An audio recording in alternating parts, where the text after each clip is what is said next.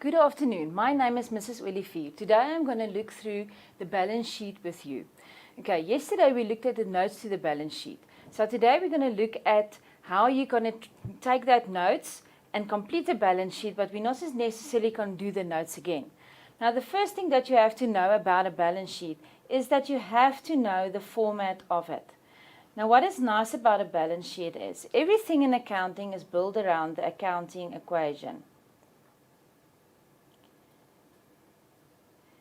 Now if we look at the accounting equation, we always say assets equals owner's equity plus liabilities. If you look at the balance sheet, just a broad format of the balance sheet, you always start with your assets. Then you will have, in your assets, you will have your non-current assets. And you will have your current assets. Non-current assets plus current assets will give you your total assets.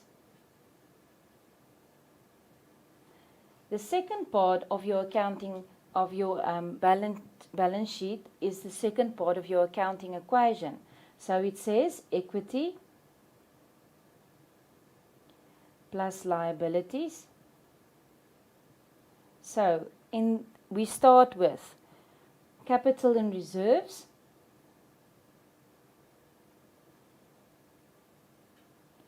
That is your equity, and then you will have your non-current non-current liabilities, and then your current liabilities. If you add these three, it will give you your total equity and liabilities.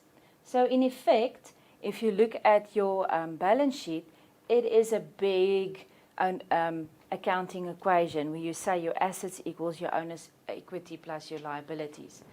Now it's not just good enough that you know your balance sheet's format. Now let's quickly look here. I already typed it out here. We said we have our assets and we have our equity and our liabilities here. Alright, what does our assets consist out of? It consists out of our non-current assets and our current assets that give us our total assets. Right? Our equity and liabilities gives us our current capital and reserves plus our non-current liabilities plus our current liabilities give us our equity and our liabilities. Right. It's also important that you know what is beneath each of these headings. For instance, you have first, non-current assets is always your fixed assets and your financial assets, right? Current assets is inventory, trade and other receivables, and cash and cash equivalents, right? If we look at our equity and our liabilities, it is ordinary share capital plus our retained income. So in effect, this is actually our owner's equity. That is very important. Then we have our long-term loans under non-current liabilities.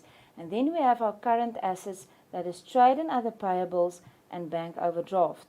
Now underneath all these is separate things as well. And we're quickly going to look at it because it's the notes again. So if you have to do this at home, the easiest way to teach yourself how to do it is you take a normal A4 page and you divide it into half. And on the left-hand side, you write the format of your balance sheet. On the right-hand side, I'm going to show you just now how it works. Say for instance, you wrote your fixed assets.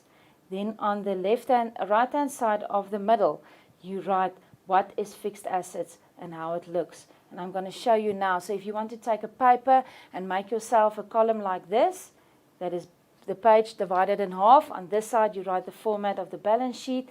And on this side, you write out the notes to the balance sheet in effect. And I'm going to show you just how it works now. Okay, so if you want to take a paper and follow. For instance, let's look at our current assets. The first thing that you have to know about your current assets, it consists out of my fixed assets and my financial assets. What is my fixed assets? My fixed assets is all my fixed assets out of note number 3. All right.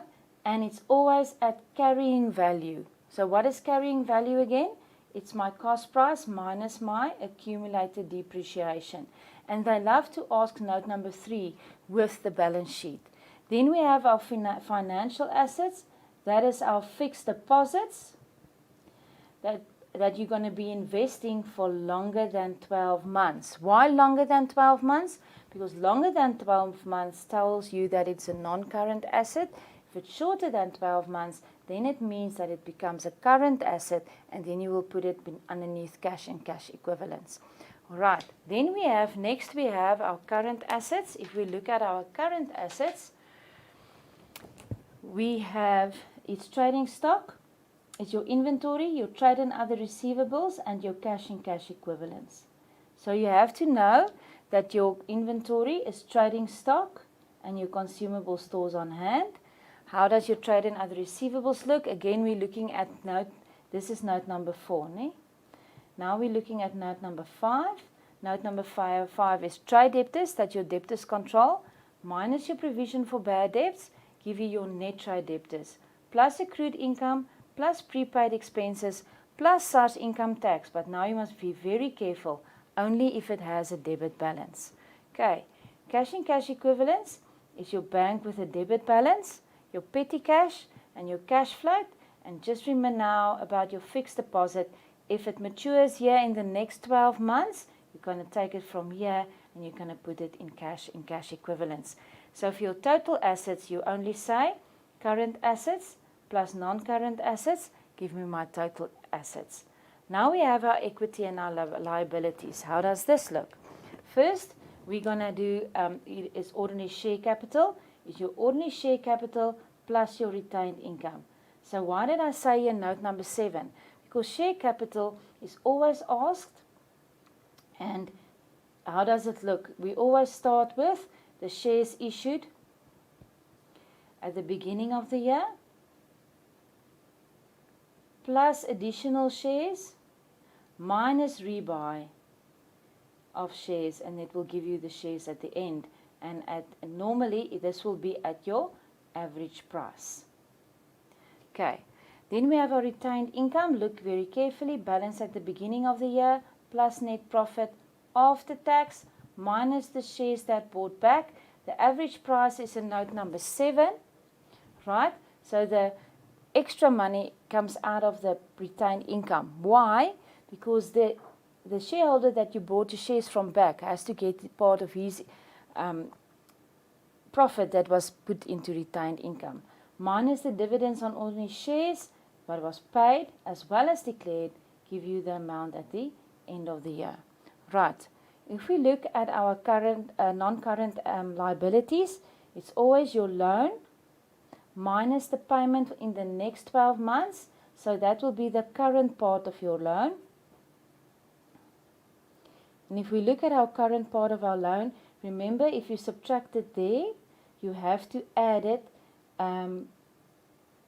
in the trade and other payables, the amount that matures in the next, or that you're going to repay in the next of the month, next year, and then you have your interest on your loan, and that is only if it is capitalized, then you add it up. Right, that will give you your non-current liabilities. If we look at our current liabilities, it is your trade creditors, plus accrued expenses, plus income received in advance, such if it has a credit balance, shareholders for dividends, creditors for salaries. Remember, pension fund, medical fund, UIF is always my deduction plus my contribution, and then the repayment of your loan. If you want your total equity and liabilities, capital and reserved, plus non-current assets, plus current assets. Remember that total assets has to be equal to total equity and liabilities. So in short, this is how you will do a balance sheet looks, and you have to know the format of the balance sheet as well as what all of these little things in the balance sheet consist out of. So that means that you have to study the notes to the financial statements, and this is how you calculate it. Right, we're going to do an example. We're going to work out of the Mind the Gap. We're going to do the practical example in the Mind the Gap, task number 3. So just give me a few seconds just to set it up. I'm just going to take this away. that we have supposed to write. Okay, here's your practical task number 3, and I'm going to do it with you. Yeah, so if you have a mind the gap at your disposal and you want to follow what we are doing, you are more than welcome to work with us. All right. Now, the first thing that you always do when you get a balance sheet, if you look at the answer sheet now, yeah, they normally ask one or other note with it. In this case, they ask retained income with it. And then if you look at the balance sheet is not completed. So the first thing that you have to do is you have to complete the information so that when you work through the information, you can just put in the information where it's needed be. Now, if you look at the first one, is your retained income. It starts with the balance at the beginning of the year. Then you will put in your net profit. And remember now, it's very important. It's after tax. Okay, it comes from your income statement. Then you have your dividends on ordinary shares. Okay, where do I get it? You have it paid. That will be your interim dividend and declared at the end of the year. Okay, then I made a mistake now here. Here, between net profit after tax and dividends per shares, you can have the rebuy or the repurchase of your shares. Sorry for this. Repurchase of shares. All right. Important now to write for yourself what is going to be deducted. The repurchase of shares is going to be deducted, and the dividends of shares is going to be deducted. Now, we will complete this note once we get to the adjustments. Now, if you look at the balance sheet, see again, assets, equity, and liabilities. What does our assets consist out of? Non-current assets, that's my fixed assets and my financial assets. Then I have my current assets. What does it consist out of? Inventory, trade and other receivables,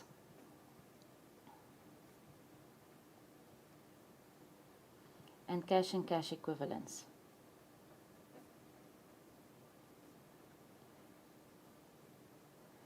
Right, if we look at our equity and our liabilities, what does it just... Now, this is actually our owner's equity. It's a very, very big name for just owner's equity.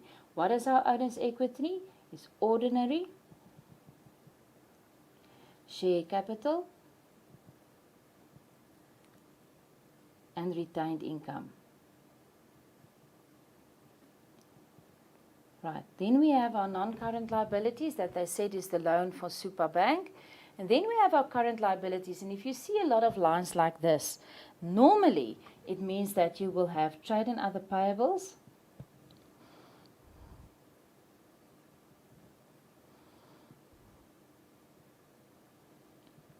okay, then they want you to put in separately shareholders for dividends,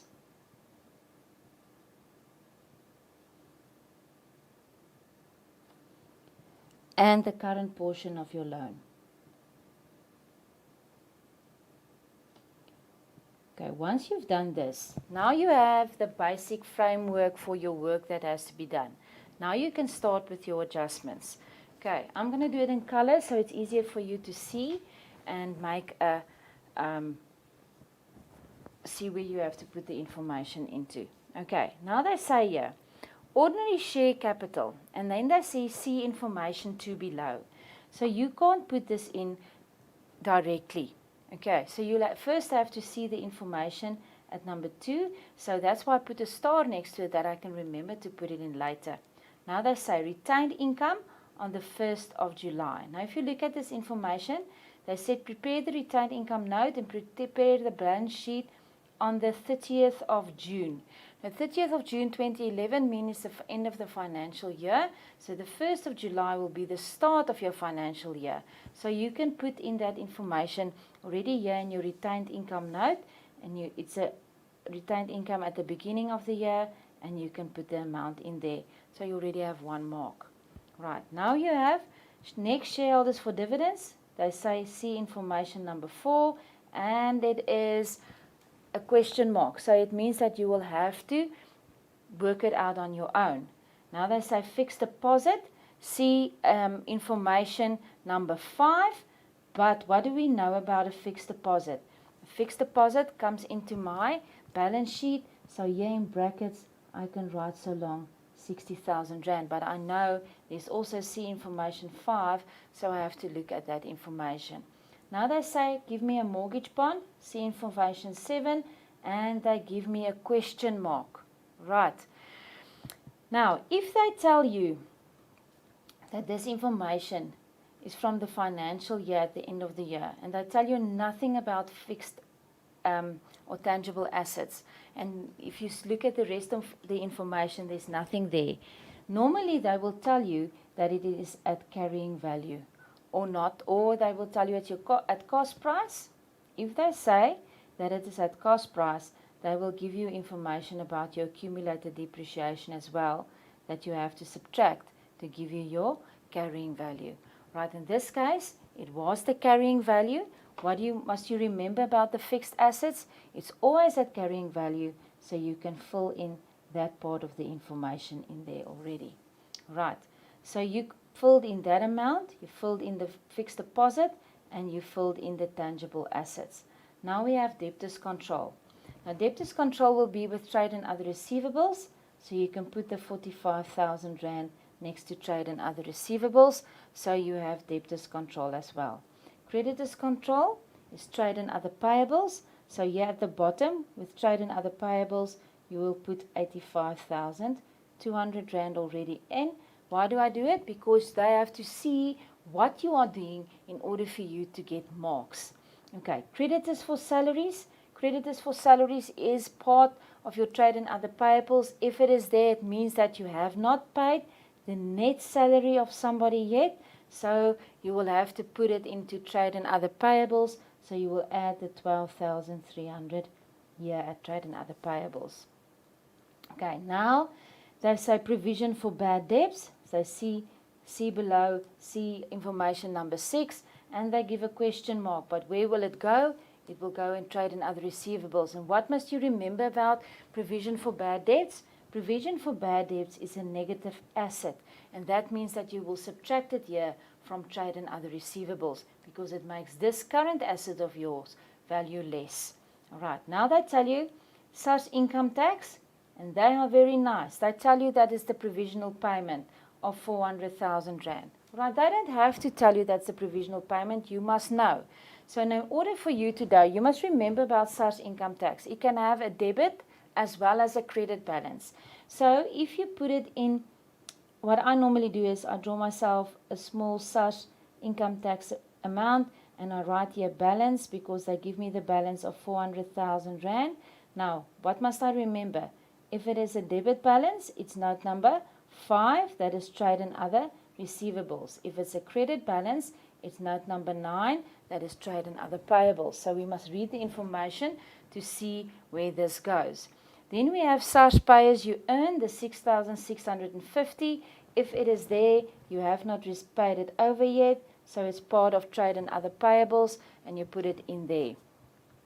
Okay, the next one that we have here, expenses payable or accrued expenses. Now, accrued expense is a liability, and if it's a liability, you must add it to trade and other payables because it's a current liability, a short-term liability. That's why you add it there. Accrued income is an asset. It's a current asset. It makes part of trade and other receivables. But remember now, we must subtract there provision for bad debts before we can go on. So then we can add the accrued income, and that was 7,950. Okay. Then we have a favorable bank balance. A favorable bank balance is part of cash and cash equivalents, and we can write it in here at the bottom as 168,450. Then we have trading stock, part of inventory, 129,600. Okay, and they give us the consumable stores as well as 5,600 Rand. So you completed. Now, if you look at this, there was, how many amounts did we write in now? 1, 2, 3, 4, 5, 6, 7, 8, 9, 10, 11, 12. This question counts out of 36. So without doing one adjustment, you already got 12 out of 36 just for writing the information in the correct place. And you get marks for that.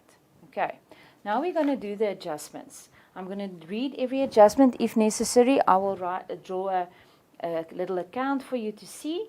So let's see at the first part, what do they say about information at number 2? They talk here about the shares. Now the easiest way to do shares normally is to draw a timeline for yourself so that you can see what the information is about. Now we said that our financial year starts on the 1st of July 2010 and it ends on the 30th of June 2011. Now, there were 700,000 shares in issue at the beginning of the financial year. So here was 700,000 shares that you had issued. On the 1st of January, in the middle of the year, 1st of January, and that will be the 1st of the 1st of 2011. They said 100,000 ordinary shares were issued to the public at R3.80. So 100,000 shares were issued at R3.80 to the share. This has been correctly recorded and included in the figures above. Okay, so the amounts here that they gave you, that 2,400,000 Rand, already has that new shares included there. Right.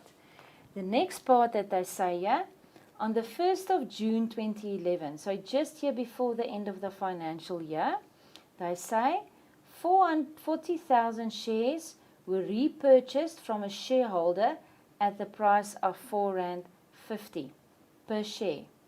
A direct transfer was put through in the bank account, but no entry has been made in the books. So this transaction has not been recorded yet.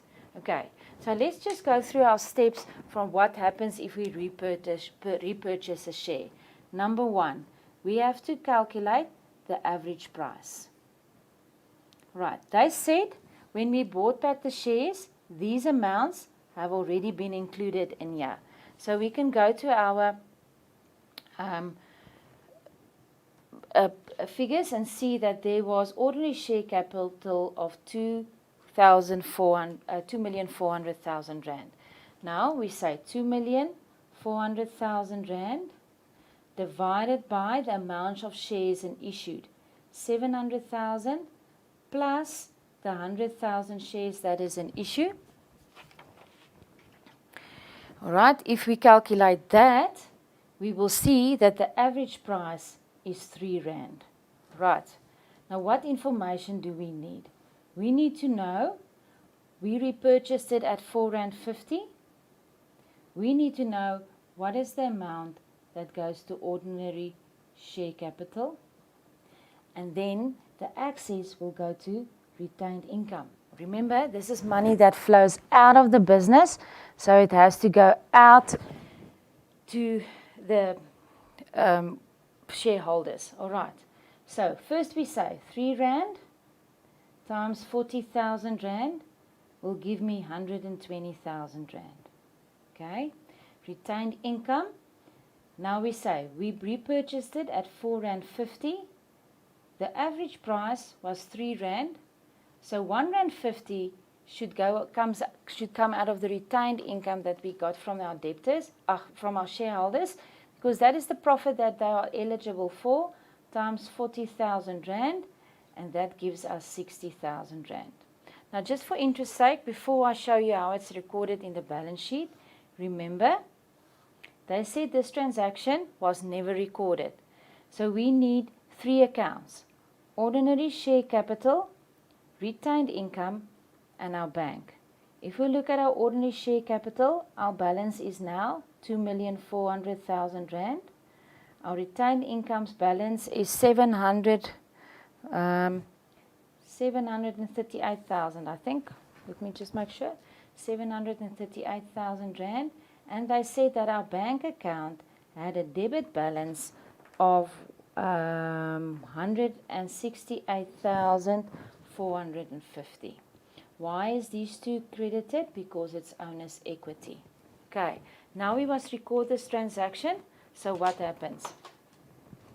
Bank is credited with the 120,000 and the 60,000. So bank is credited with 180,000. Again, where did I get it?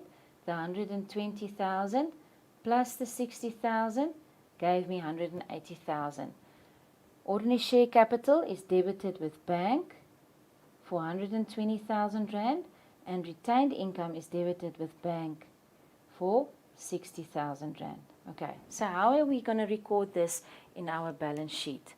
Okay, first up, ordinary share capital. Let's go to our ordinary share capital. We did not write any information in here, but now we know that 2,400,000 was before the repurchase of the shares. If you look at your T account, you will see that ordinary share capital must decrease by that 120,000 shares. Right, now the repurchase of the shares that comes from your retained income must go into retained income note. Repurchase of shares at R1.50. That R1.50 is very important. If you want to, you can write here at the start 40,000 shares at R1.50, and that will give you that 60,000 rand that decreases your retained income. So that was note number 1, or the adjustment about the shares. All right. So let's read the second one that is here. They say the net profit before tax. Right, where do we get that? From our income statement. The net profit before tax for the year ended on the 30th of June was calculated at 1,250,000 rand. Oh, I forgot something here at the previous. Let's just rewind quickly to the previous one before I make a mistake. Remember now, we debited it now the ordinary share capital, and we debited the retained income. But remember now that bank also decreased by that 180,000 rand. So what do you see immediately about the bank account now? Is that the bank account can possibly be a credit balance now, if there is not something else that is going to be in there. All right. So just keep this in mind, that this amount can be a credit balance now. But let's look at the rest of the information before we make such a decision. All right. Let's get back to, sorry for that. Then adjustment number 3. The net profit before tax for the year ended on the 30th of June 2011 was calculated at 1,250,000 rand. Okay. So let's take the 1,250,000 rand. 1,250,000 rand times 30%. 30 over 100. 1,250,000 rand times 30% gives you 375,000 rand. All right. Now you're going to use this information twice. First, you're going to take it to SARS income tax to see if that income tax account has a debit or a credit balance now. So the first place that we go is here at the bottom, where we drew our T account, and we write here income tax, and we say, okay, we calculated the income tax as 375,000 rand. So if you balance this account now, you already had paid 400,000 rand minus the 375,000 rand. Wait, this is zero too much. 400,000 rand minus 375,000 rand gives me, it has a debit balance at the beginning of next year of 25,000 rand. So where must I put this 25,000 rand? It goes to trade and other receivables. So you take this amount and you put it into your trade and other receivables here, and you added the 25,000 rand here. Right. The other piece of information that we need is, remember, for retained income, we need net profit after tax.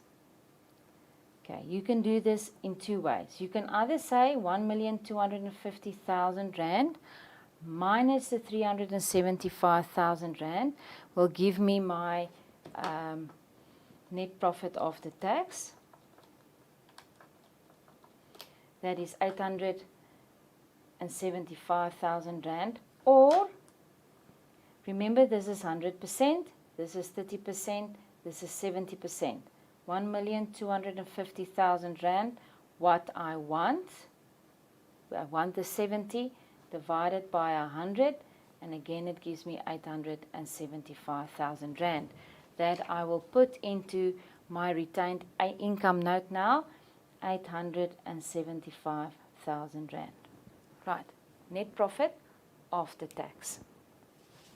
All right, the next part of this, number 3, let's read number 3. They say, dividends were as followed. Okay, again, the easiest way to do this is to draw a timeline.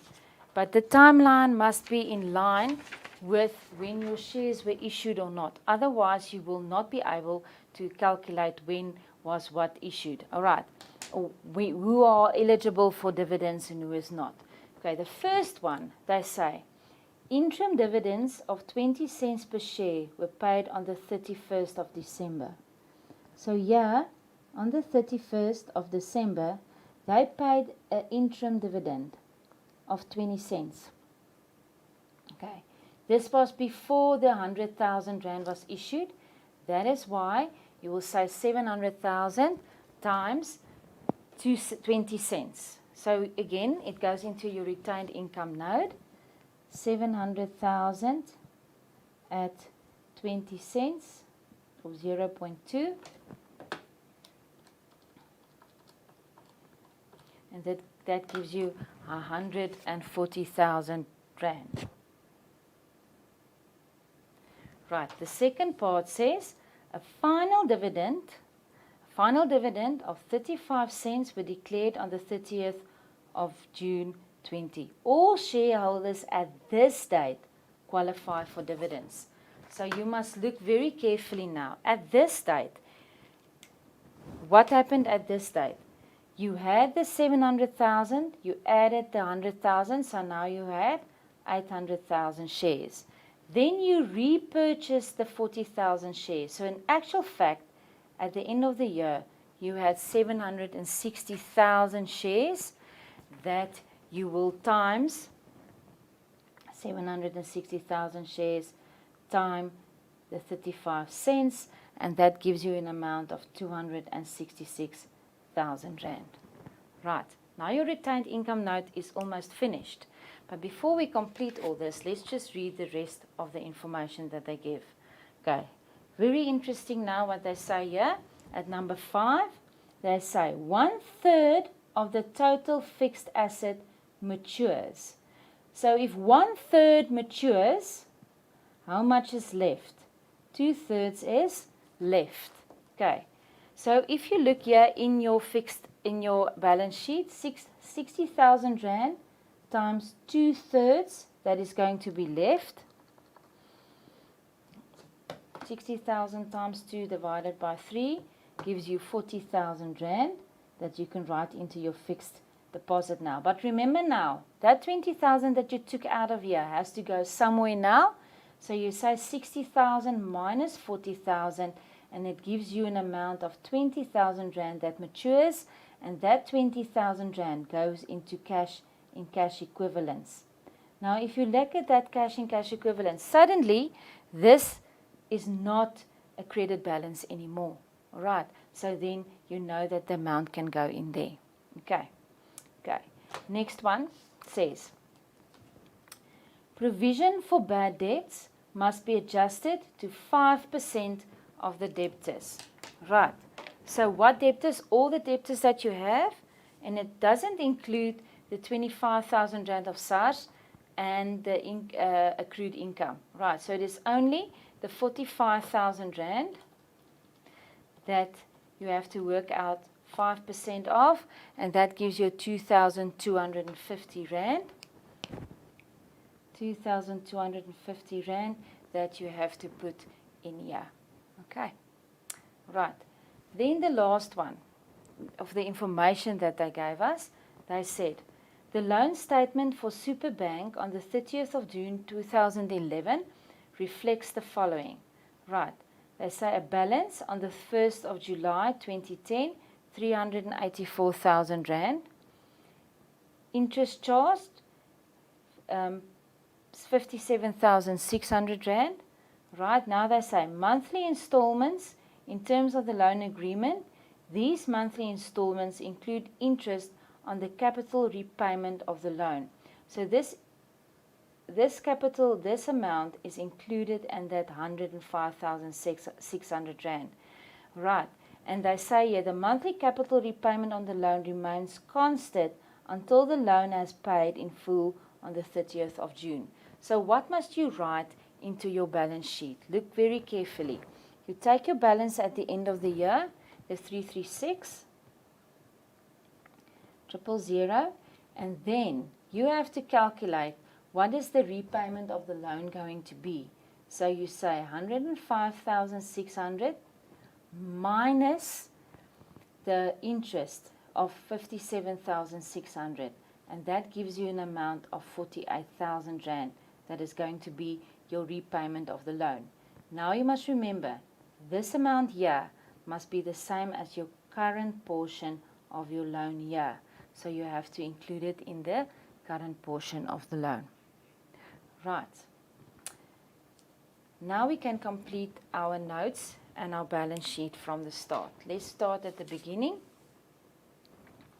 If we look at the information that they give us here, we finished most the retained income note now. We say 738,000 plus the 875,000 minus the 60.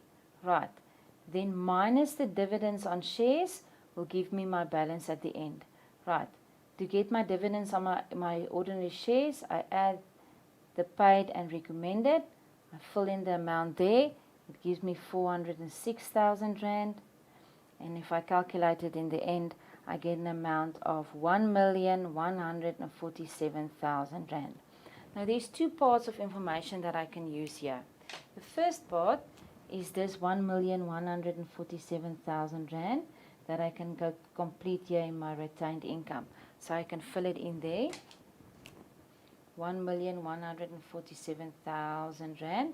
Right, the second part of the information that is important out of the retained income is this amount that I declared here, the 266,000 rand. So it must be the same amount that I put here in my current liabilities at the bottom with the shareholders for my dividends. So I already can complete this by putting in that 266,000 rand here. Okay, now we go to our balance sheet. How do we complete this? We say tangible assets plus fixed assets will give us our non-current assets. That is 3,921,000 rand. So we add these two to get our fixed assets. Right. Our non-current assets. Now we have to complete first everything underneath current assets in order for us to complete the rest. Inventories, 129,600 plus 5,600 gives us 135,200.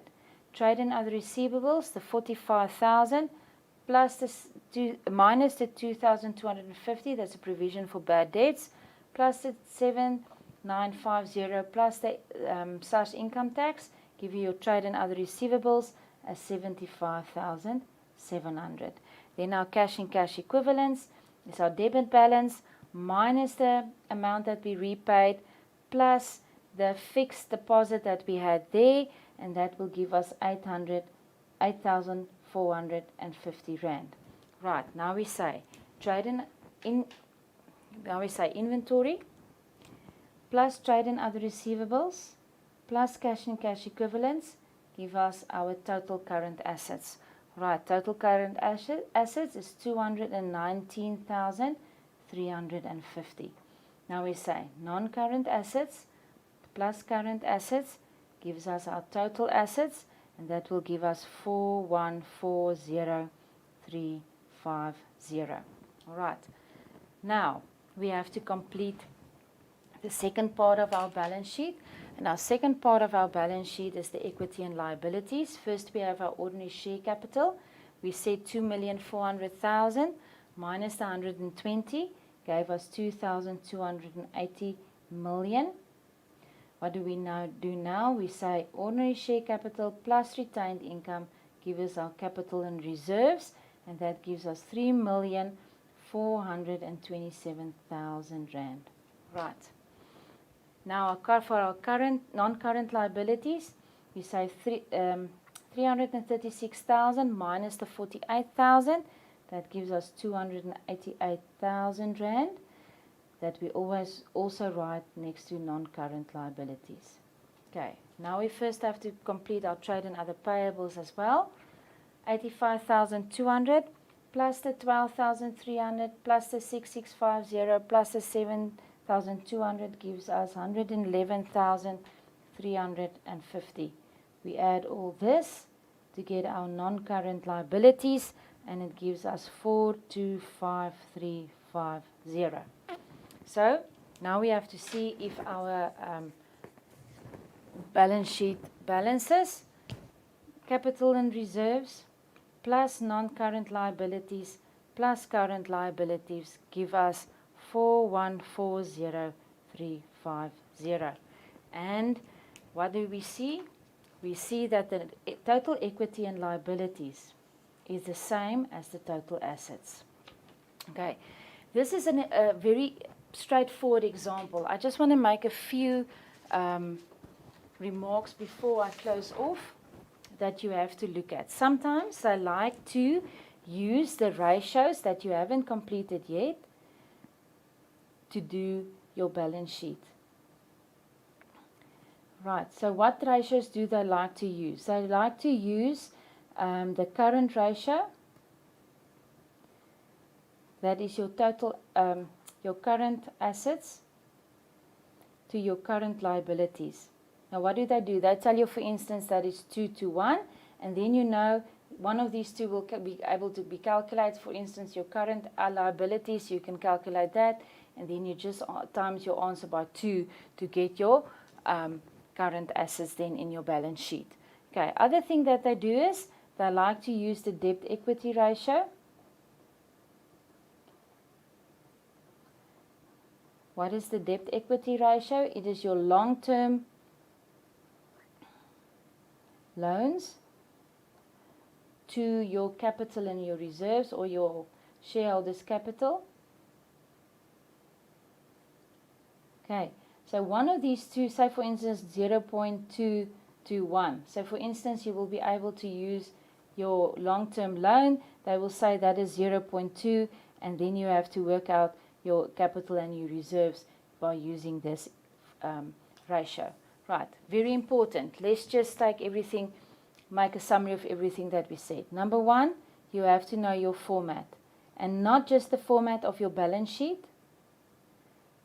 You also have to know the format of your notes and how your notes is fixed to your balance sheet. What they do like to ask with a balance sheet is note number 3, it is fixed assets, note number 7, and note number 8. And then sometimes they also ask note number 5 and note number 9.